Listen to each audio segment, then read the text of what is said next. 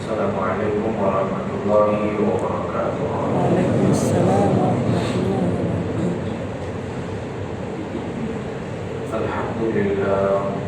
Alhamdulillah nahmaduhu wa nasta'inuhu wa nastaghfiruhu wa nu'minu bihi wa natawakkalu alayhi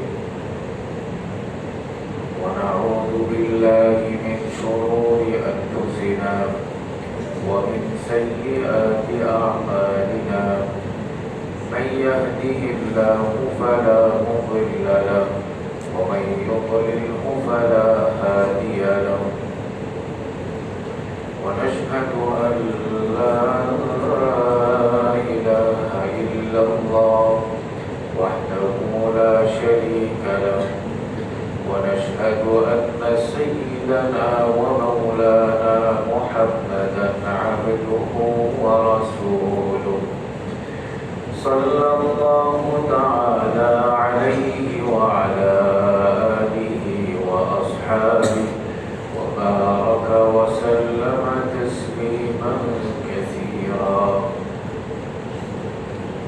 أما بعد فأعوذ بالله من الشيطان الرجيم بسم الله الرحمن الرحيم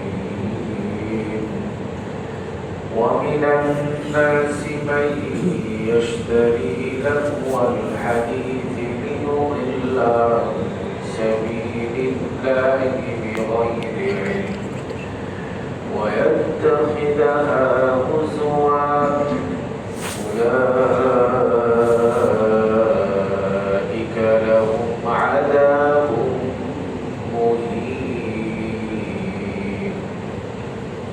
صدق الله العظيم درشل قريب اللهم صل على محمد وعلى آل محمد كما صليت على إبراهيم وعلى آل إبراهيم إنك حميد مجيد اللهم بارك على محمد وعلى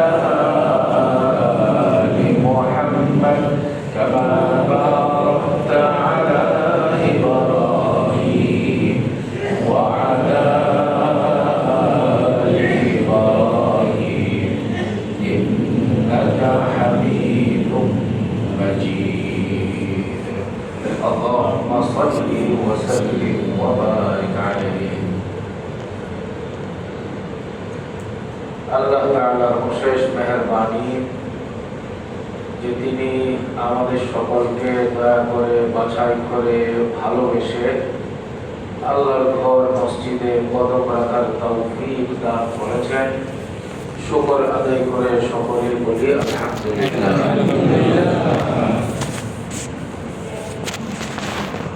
কালামে পাকে আল্লাহ তাআলা বলেন মুমিনান নাস কিছু কিছু মানুষ এমন আছে ইশতারি লাহওয়াল হাদিস খরিদ করে কিছু কিছু মানুষ আছে যারা লাহওয়াল হাদিস খরিদ করে লিউদিল্লা আন সাবিলিল্লাহ মানুষকে আল্লাহর রাস্তা থেকে পথভ্রষ্ট করবার জন্য আল্লাহর রাস্তা থেকে বিচ্যুত করবার জন্য অর্থাৎ গোমরাহ বানাবার জন্য ওয়ায়াত্তাখিযাহা হুজওয়া এবং আল্লাহর রাস্তার বিধিবিধানকে হাসি এবং ঠাট্টা তামাশার পাত্র বানাবার জন্য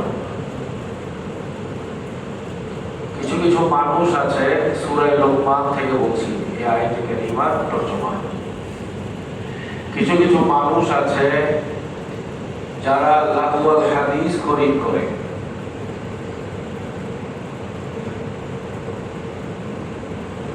লাগুয়াল হাদিস খরিদ করে কেন? উদ্দেশ্য দুইটা। আল্লাহ তাআলা বলেন লিউদিল্লা আন সাবিলিল্লাহি বিগাইরি ইলম, কোন দলিল প্রমাণ ছাড়া মানুষকে আল্লাহর রাস্তা থেকে দূরে সরাবার জন্য। নাম্বার 2, আল্লাহর রাস্তা এবং তার বিধি বিধানকে হাসি ঠাট্টা বিদ্রুপের পাত্র বানাবার জন্য। আল্লাহ তাআলা পরের আয়াতে বলেন উলাইকা লাহুম আযাবুম মুহিন, যারা লাহুয়াল হাদিস খরিদ করে, লাহুয়াল হাদিসের কার্যক্রম চালায়, তাদের জন্য অপমানজনক শাস্তি তাদের জন্য বরাদ্দ রয়েছে। এমন শাস্তি যে শাস্তি তাদের অপমানের জন্য যথেষ্ট হবে। অপমানজনক শাস্তি, লাঞ্ছনাজনক শাস্তি।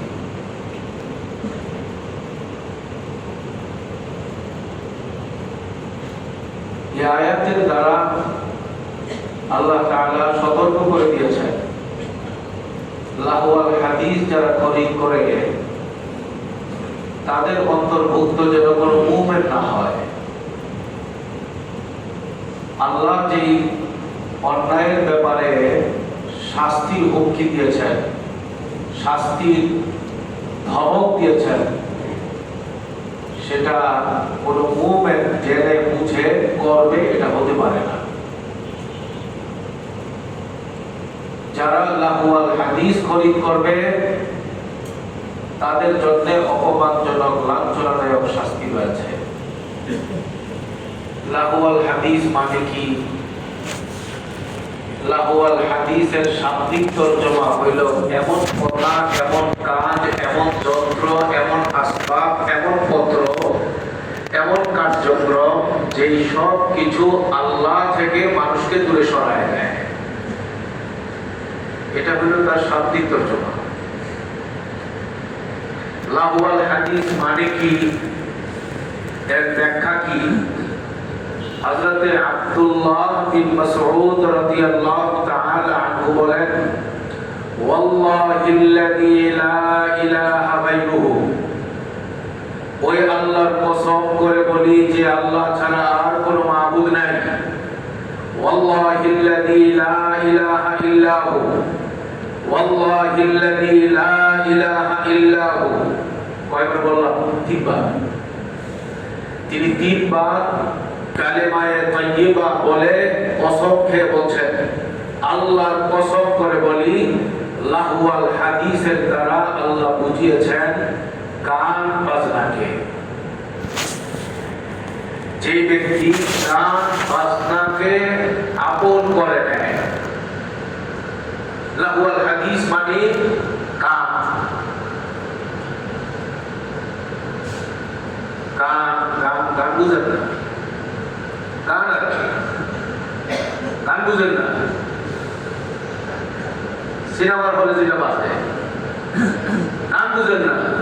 বাদ্যযন্ত্র দিয়ে গায়করা যেটা বাজায় গান বুঝেন না? টেলিভিশনে যেটা বাজে গান বুঝেন না? বিভিন্ন ইয়ার মধ্যে, ক্লিপের মধ্যে, ওয়েবসাইটের মধ্যে, গাড়ির ভিতরে যা যা বাজে, যেটার মধ্যে বাদ্যযন্ত্র থাকে, গান।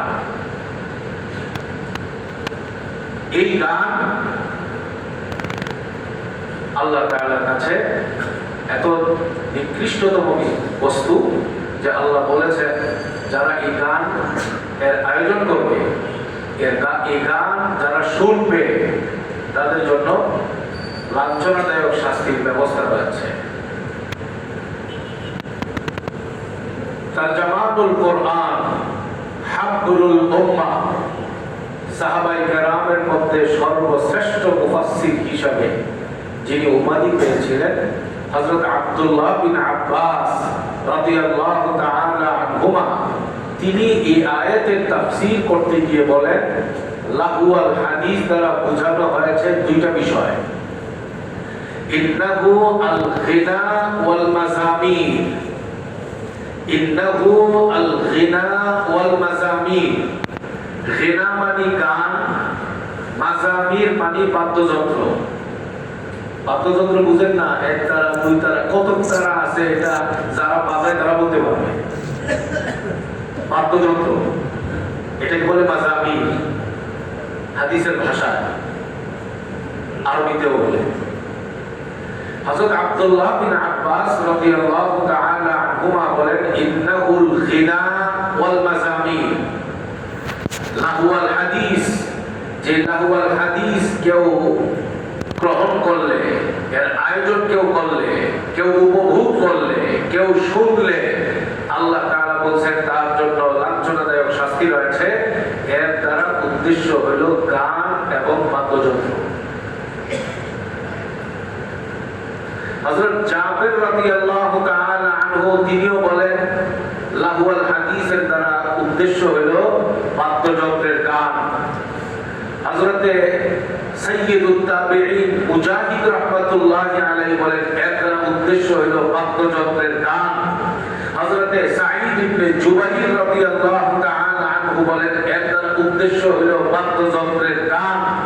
হযরতে মাকহুল তাবিঈ বলেন এর দ্বারা উদ্দেশ্য হলো বাদ্যযন্ত্রের গান।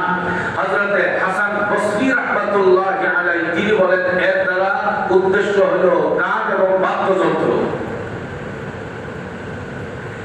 এই সব মুফাসসিরিনে কেরামের তাফসীর এবং ব্যাখ্যা আপনাদের সামনে পেশ করলাম। এর দ্বারা কি বোঝা গেল? বাদ্যযন্ত্রের গান জায়েজ না হারাম?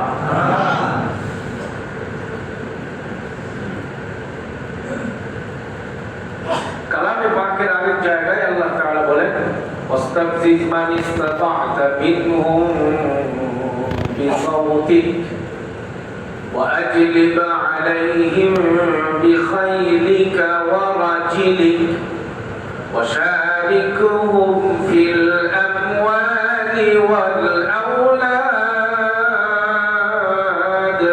وعدهم وما يعدهم الشيطان إلا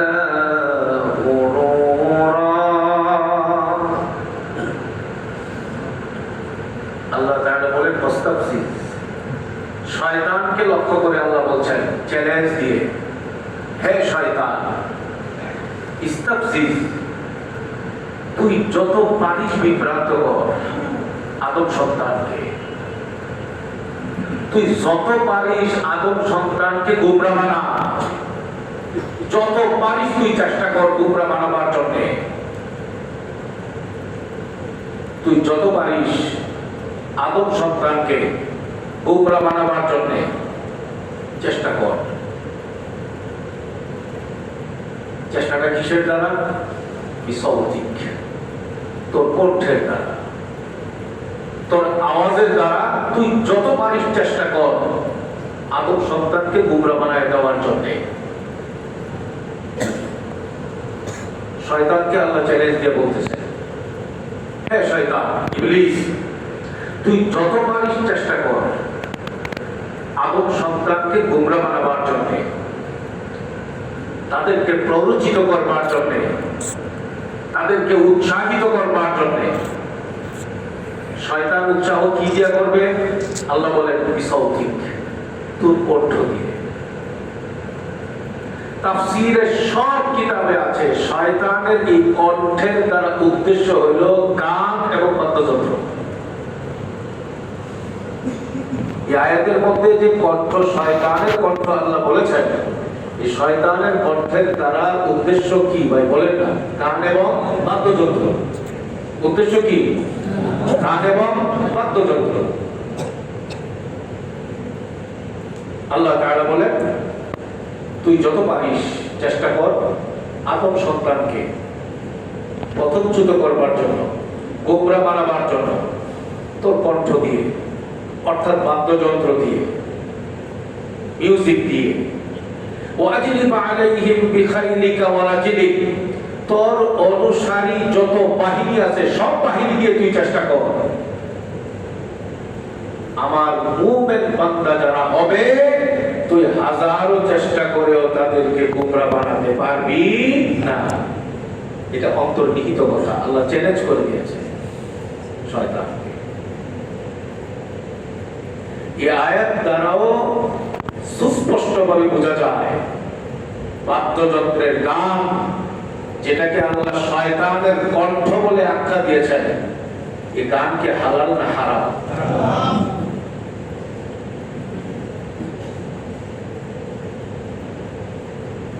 মক্কার জমিনে রাসূলুল্লাহ সাল্লাল্লাহু আলাইহি ওয়াসাল্লাম যখন কোরআন তিলাওয়াত করে শোনাতেন মক্কার কাফেরদেরকে, কাফেররা কাফের হওয়া সত্ত্বেও কোরআনের মাধুর্যে, কোরআনের মধুময় তিলাওয়াতে আকৃষ্ট হয়ে নবীর তিলাওয়াত শুনবার জন্য মৌমাছির মতো তারা জমা হইত।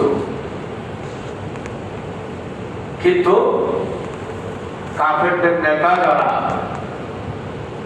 এই কোরআন নাযিল হওয়ার পরে মানুষ যেন কোরআন শুনতে না পারে, কোরআনকে বয়কট করবার জন্য, কোরআনের বিরুদ্ধে শক্ত অবস্থান তৈরি করবার জন্য কোরআনের বিপক্ষে যে অস্ত্রটা ব্যবহার করেছিল সেটা ছিল গান এবং বাদ্যযন্ত্র। এই ব্যাপারে কালামে পাকে আরেক জায়গায় আল্লাহ তাআলা বলেন, আফামিন হাযাল হাদীসি তা'জাবুন ওয়া তাদহাকুনা ওয়া লা তাবকুন ওয়া আনতুম সামিদুন।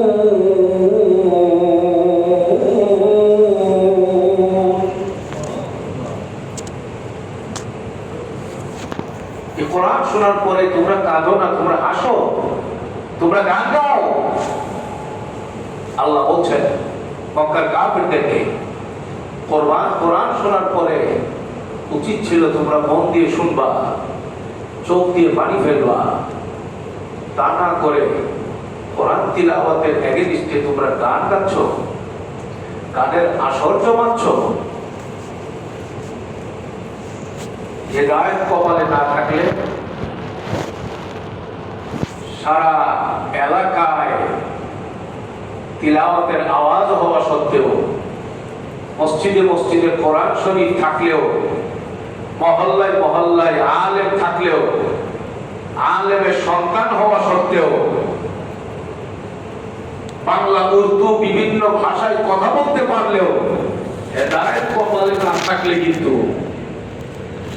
হেদায়েতের পথে আসা যায় না, হেদায়েতের পক্ষে কাজ করা যায় না। ইয়া আল্লাহ, বুখারী শরীফের হাদিস, রাসূলুল্লাহ সাল্লাল্লাহু আলাইহি ওয়াসাল্লাম বলেন, লা ইয়াকুনান্না মিন উম্মতি আকওয়ামুন ইয়াস্তাহিল্লুনা আল-হিরা ওয়াল হারিরা ওয়াল খামরা ওয়াল মাআজিফ। রাসূলুল্লাহ সাল্লাল্লাহু আলাইহি ওয়াসাল্লাম বলেন, অবশ্যই অবশ্যই আমার উম্মতের মধ্যে এমন একটা জাতি আসবে যারা জিনা ব্যভিচারকে বৈধ বলে মনে করবে। নাউজুবিল্লাহ বলি ভাই। মদ এবং নেশা জাতীয় দ্রব্যকে বৈধ বলে মনে করবে। নাউজুবিল্লাহ বলি ভাই। ওয়াল মাআজিফ, বাদ্যযন্ত্রকে তারা বৈধ বলে মনে করবে। এর দ্বারা কি বোঝা গেল? আল্লাহর নবীর ভাষায়, বুখারী শরীফের হাদিসের দ্বারা কি বোঝা গেল? বাদ্যযন্ত্র, মদ এবং নেশা যেমন হারাম, জিনা ব্যভিচার যেমন হারাম, শরীয়তের দৃষ্টিতে বাদ্যযন্ত্র তেমন হালাল না হারাম? হারাম।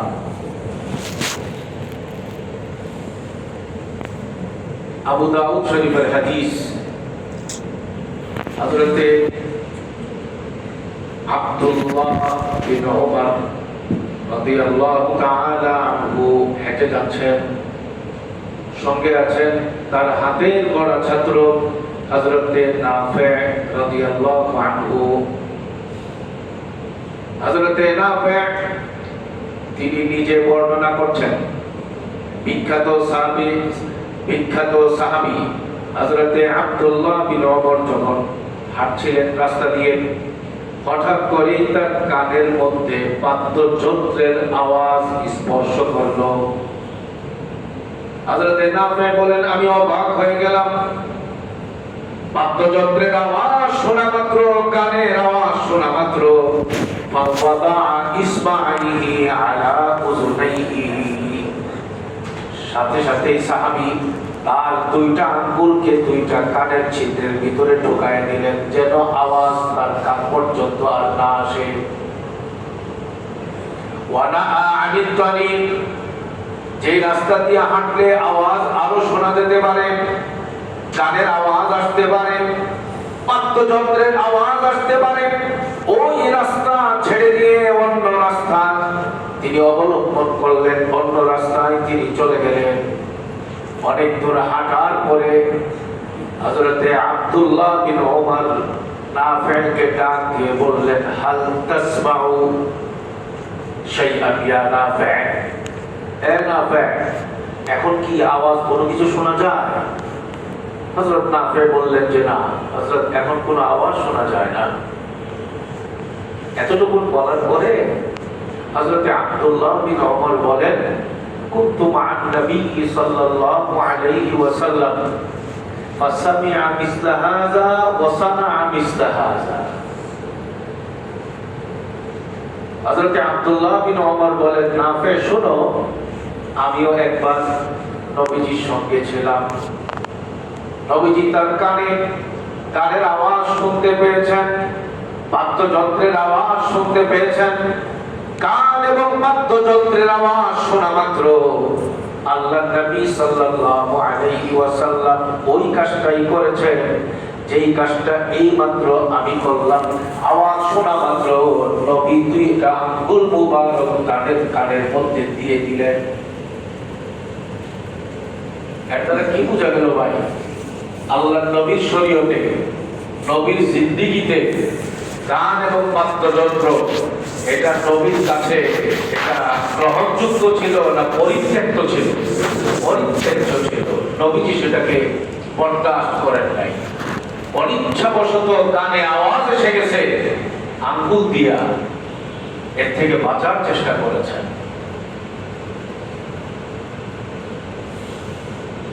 এই আয়াতে কারিমাগুলো এবং এই হাদিসগুলো আপনাদের আমাদের সামনে পেশ করছি কয়েকটা উদ্দেশ্যে। একটা উদ্দেশ্য হলো আজকে কি করবে বলবে সেটা তার ব্যাপার, অন্তত আমরা প্রত্যেকে যার যার নিজেকে তো বাঁচাইতে হবে। আমাদের ঘর এবং সন্তানদেরকে তো বাঁচাতে হবে। প্রত্যেকের যার যার নীতি আদর্শের তো হেফাজত করতে হবে।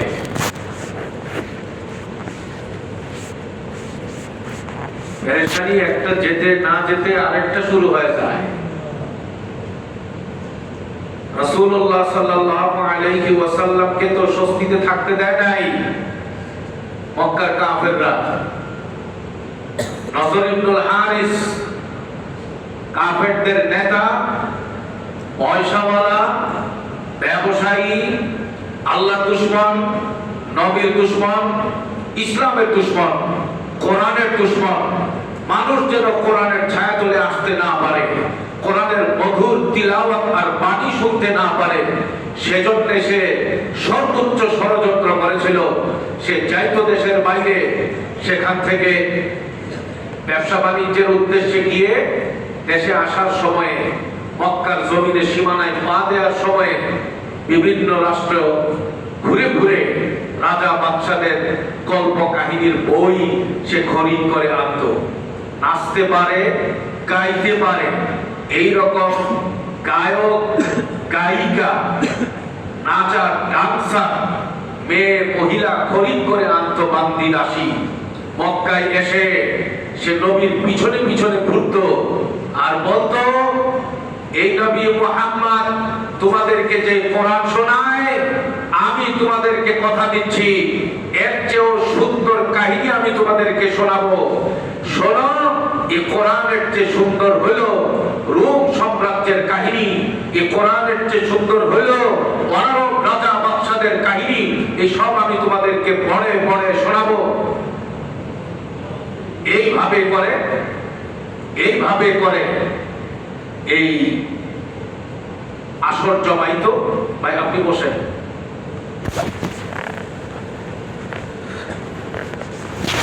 বলছিলাম কি বুঝতে পারতেছেন তো? আসর জমাইতো, এই আসর জমাইতো কোরআনের বিরুদ্ধে কাজ করবার জন্য, মক্কার মানুষদেরকে কোরআন থেকে বিচ্যুত করবার জন্য, দূরে সরাবার জন্য, কোরআনের আয়াত এবং তিলাওয়াত যেন শুনতে না পারে। আর যখনই নবীর তিলাওয়াতে মানুষ মুক্ত হবে বলে সন্দেহ করত, তখন সে কোরআনের বিপরীতে গানাগার মহিলা দিয়ে, ডান্সার মেয়ে দিয়ে নৃত্যের আয়োজন করত, গানের আসরের আয়োজন করত। এইভাবে করে কোরআনের বিরুদ্ধে, ইসলামের বিরুদ্ধে শক্ত অবস্থান তৈরি করবার জন্য মক্কার জমিনের নজর ইবনুল হারিসরা তারা এই গান এবং বাদ্যযন্ত্রের পথকেই বেছে নিয়েছিল। আজকে বলতে লজ্জা হয়, দুঃখজনক, কষ্টদায়ক, পীড়াদায়ক, আমি অপমান বোধ করি। আশা করি আমার সঙ্গে আপনারাও একমত হবেন।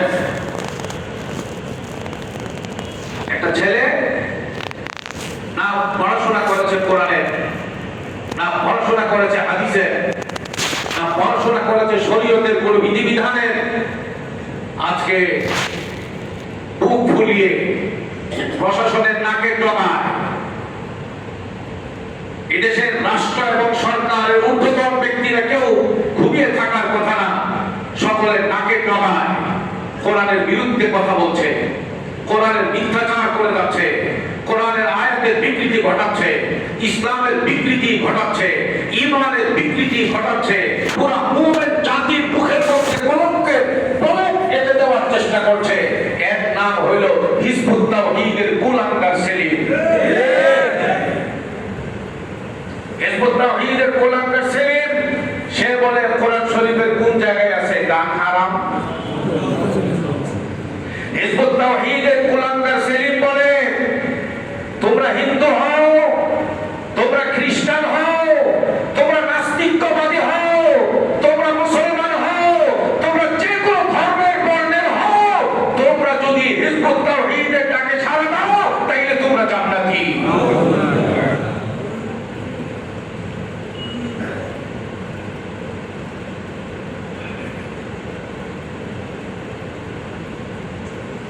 মুসলমান সহ্য করবে কি করে? এই হিজবুত তাওহীদের ছেলেরা মেয়েরা আমাদের এই উত্তরার রাস্তা ঘাটে তারা বিভিন্ন পেপার পত্রিকা কাগজপত্র নিয়ে ঘুরে, সরকারের কোনো মাথা ব্যথা নাই। জান্নাতে যাওয়ার জন্য কেবলমাত্র ইমাম সাহেবেরই দায়িত্ব পড়ে। একজন ইমানদার তিনি যদি পুলিশের এলাকার কোনো দায়িত্বে তিনি বসে থাকেন কোন চেয়ারে, তিনি রাস্তাঘাটের চুর টাকা দমন করবার দায়িত্ব যেমন পালন করতে হবে, ইসলামের বিরুদ্ধাচরণকারী যারা তাদেরকে আইনের আওতায় আনার দায়িত্ব পালন করতে হবে।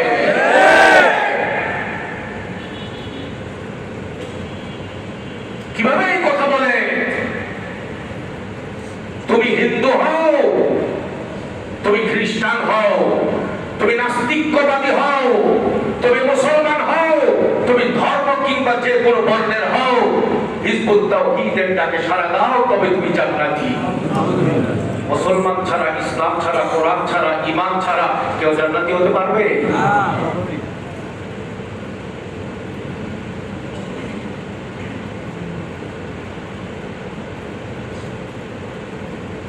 সারা দেশের মধ্যে একটা চরম অস্থির অবস্থা বিরাজ করতেছে।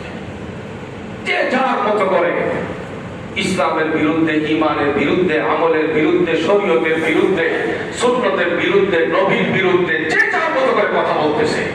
এগুলো দেখার জন্য কি সরকারের কোনো দায়িত্বের ভিতরে পড়ে না? দায়িত্ব শুধু স্কুলের মধ্যে গান আর এই নাচের শিক্ষক শিক্ষিকা নিয়োগ দেওয়া, এটাই একমাত্র মুসলিম রাষ্ট্রের দায়িত্ব না? দায়িত্ব কোনটা দেখেন না? বর্তমান সরকারের শিক্ষামন্ত্রী প্রতিমন্ত্রী উনি ঘোষণা দিয়েছেন স্কুলের প্রাথমিক স্তরে গান শেখাবার জন্য, নাচ শেখাবার জন্য তারা প্রত্যেকটা স্কুলে শিক্ষক শিক্ষিকা নিয়োগ দিবে। 60,000 গানের মাস্টার, নাচের মাস্টার নিয়োগ দিবে। গান আর বাদ্যযন্ত্রের কথা যা বললাম, কোরআন হাদিসের আলোকে এটা কি হালাল না হারাম? জায়েজ না হারাম? এটা কি শোনার জন্য মুসলমান যারা আছি আমরা আমাদের এখানে যারা পড়ছি আমাদের জন্য যেমন হারাম, আগামী দিনের বর্তমানের শিশু যারা আগামী দিনে বাপ হবে, দাদা হবে, তাদের জন্য এই সবগুলো কি গ্রহণ করতে হবে না পরিত্যাগ করতে হবে? বাংলাদেশ তো কোটি কোটি বাচ্চা শিশু স্কুলে পড়বে। আমি আপনি জেনে বুঝে আমার ছেলেকে মেয়েকে আমি বাংলা পড়াবো, আমি অঙ্ক পড়াবো, আমি ইংরেজি পড়াবো, আমি বিজ্ঞান পড়াবো, আমি সব পড়াবো দেশের কল্যাণে, মানুষের কল্যাণে, সমাজের কল্যাণে। যেই পড়া কাজে লাগে সব কল্যাণকর পড়াশোনা আমি সব তাকে পড়াবো। বানাবো তাকে ডাক্তার, বানাবো তাকে পাইলট, বানাবো তাকে প্রফেসর, বানাবো তাকে বিজ্ঞানী। কিন্তু আমি তাকে নষ্ট চরিত্রের জগতে যেতে দিতে পারি না। কি দেখতেছি এখন? 24-এর গণবিপ্লবের আগে শাহবাগীরা যা চাইতো, নাস্তিক মুরতাদরা যা চাইতো, এই সরকারের কিছু ব্যক্তিরা তো তাদের এজেন্ডাই বাস্তবায়নের জন্য এখন সামনে আগাইতে শুরু করে দিয়েছে। প্রত্যেকটা শিক্ষা প্রতিষ্ঠানে নৃত্য হোক, নাচ হবে, গান হবে, বাদ্যযন্ত্র হবে, নাচের তালে তালে তালে তালে নেচে গে সব মাতাল হয়ে যাবে। এটা কোনো মুসলমান চায় না। শাহবাগীরা চায়, নাস্তিকরা চায়, আল্লাহর দুশমনরা চায়, নবীর দুশমনরা চায়, ইসলাম বিদ্বেষী পশ্চিমারা চায়, মুসলমানরা চায় না।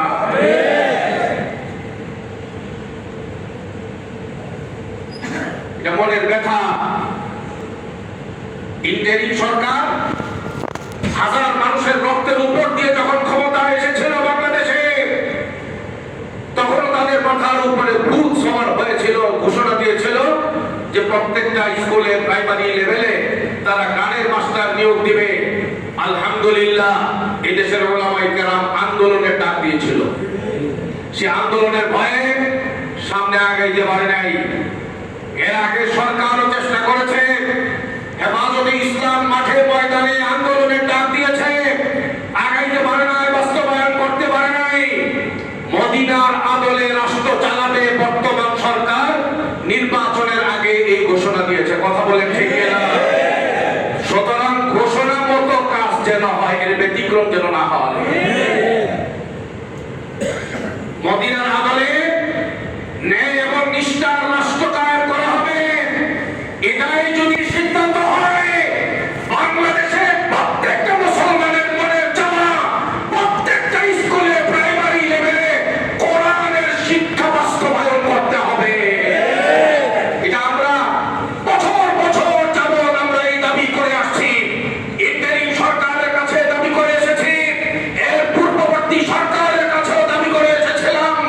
কিন্তু আমাদের দাবি উপেক্ষা করে প্রত্যেকটা সরকারই বৃত্তাঙ্গুলি দেখিয়েছে ইসলামের দাবিকে, মুসলমানদের দাবিকে, আলেম ওলামাদের দাবিকে।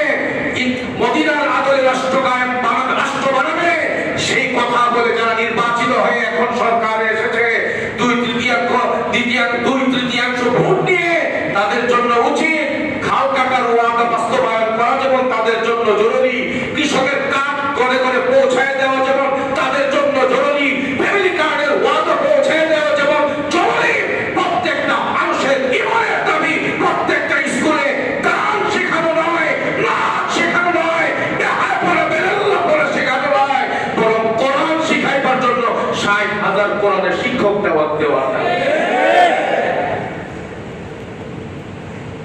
এই দাবি কি শুধু আমার না, আমাদের সকলে? কারো যদি কারো ছেলেকে মেয়েকে নাচ শিখাইতে চায়, মদ খাওয়াইতে চায়, গাঁজা খাওয়াইতে চায়, এটা তার ব্যক্তিগত ব্যাপার, সে তার একান্ত বিষয় দিয়ে কাজ করবে, আল্লাহর সঙ্গে সে বুঝবে কি হবে। কিন্তু জনগণের ট্যাক্সের দ্বারা যে রাষ্ট্র পরিচালিত হয়, যে জনগণের ট্যাক্সের দ্বারা যে স্কুলের শিক্ষক